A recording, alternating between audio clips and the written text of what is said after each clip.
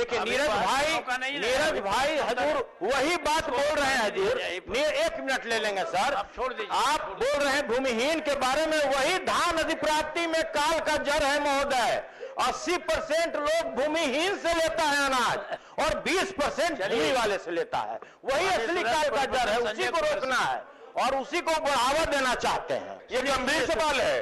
क्या राज्य के अंदर नहीं सभापति महोदय, समाज के वंचित तबके के पास जमीन उपलब्ध नहीं है, क्या वो अगर बटाई की खेती करेंगे तो क्या उनको अपना धान बेचने का अधिकार नहीं मिलना चाहिए? चूंकि रिंकू बाबू को चुनाव लड़ना है पैक्स में, ये बीडीओ के पास गए और वो जो चलता है बिहार में हजूर, हम नहीं जाना चाहते हैं गहराई में, वो जाकर को हाई स्पीड डीजल डाला और हजूर 200 मेंबर एक साथ बनवा लिया। उसी को हाई कोर्ट ने रोक लगाया कि बहुत महत्वपूर्ण सवाल है, इसलिए 2-3 मिनट और दे दिया जाए।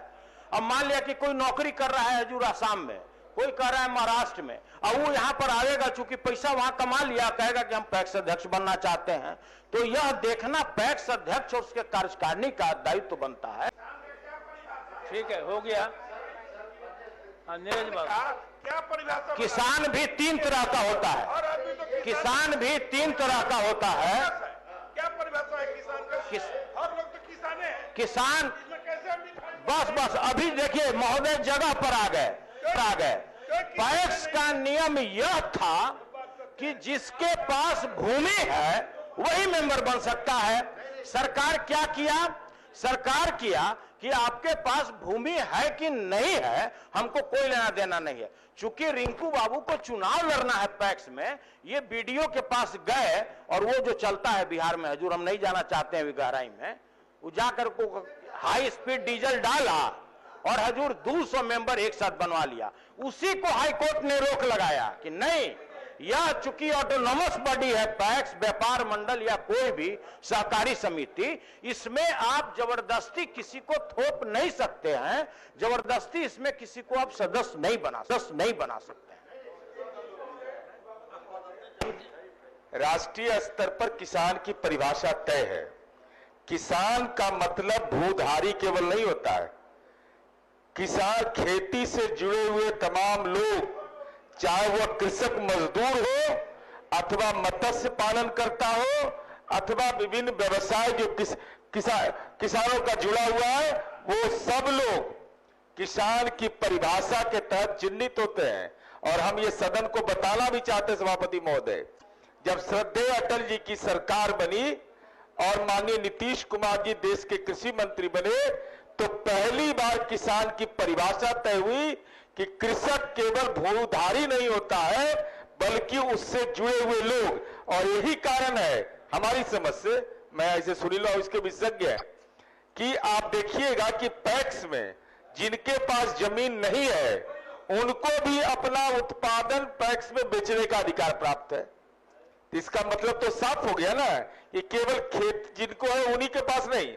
अब सवाल यह उठता है सभापति महोदय, जो माननीय सदस्यों की चिंता है कि अगर कृषक समूह से जुड़े हुए लोग पैक्स के सदस्य बनना चाहते हैं, उसमें अगर कोई परेशानी है तो सरकार को इसको संज्ञान में लेकर के उसका सरलीकरण करना चाहिए। ठीक है महोदय एक मिनट, चूंकि नीरज भाई ने बहुत अच्छा सवाल उठाया महोदय, तो बहुत वृतांत इस पर बहस हो सकता है। देखिए नीरज भाई हजूर वही बात बोल रहे हैं हजूर। 1 मिनट ले लेंगे सर, आप छोड़ दीजिए। आप बोल रहे हैं भूमिहीन के बारे में, वही धान अधिप्राप्ति में काल का जड़ है महोदय। 80% लोग भूमिहीन से लेता है अनाज और 20% भूमि वाले से लेता है। वही असली काल का जड़ है, उसी को रोकना है और उसी को बढ़ावा देना चाहते हैं, उसी को बढ़ावा देना चाहते हैं। नहीं, इसको आप लोग सुनिए ना, ये गंभीर सवाल है। क्या राज्य के अंदर नहीं सभापति महोदय, समाज के वंचित तबके के पास जमीन उपलब्ध नहीं है, क्या वो अगर बटाई की खेती करेंगे तो क्या उनको अपना धान बेचने का अधिकार नहीं मिलना चाहिए? ये तय कर लीजिए। अरे तय कर लीजिए। किसान 3 तरह का होता है, गरीब लोगों की तरह था महोदय। किसान मंत्री जी, माननीय मंत्री महोदय, रैयत और गैर रैयत दोनों महोदय लाभ बिहार में। माननीय मुख्यमंत्री जी के प्रयास से महोदय बिहार पहला राज्य है कि रैयत को भी दे रहे हैं और गैर रैयत को भी। ठीक है, आगे बढ़िए। हो गया। हाँ सुनिए। अब तो हम समझते हैं इस अंताक्षरी को बंद करा के आगे भी बढ़ा जाए। हाँ मंत्री से प्रश्न पूछा है तो आप काहे मददगार बन रहे हैं? मंत्री को जवाब देने दीजिए, आप क्या मददगार बन रहे हैं? सुनिए ना, अगर आपको ज्यादा शंका समाधान करना है तो माननीय मंत्री से समय लेकर एक शिष्टमंडल मिल करके आप अपना समाधान करेंगे।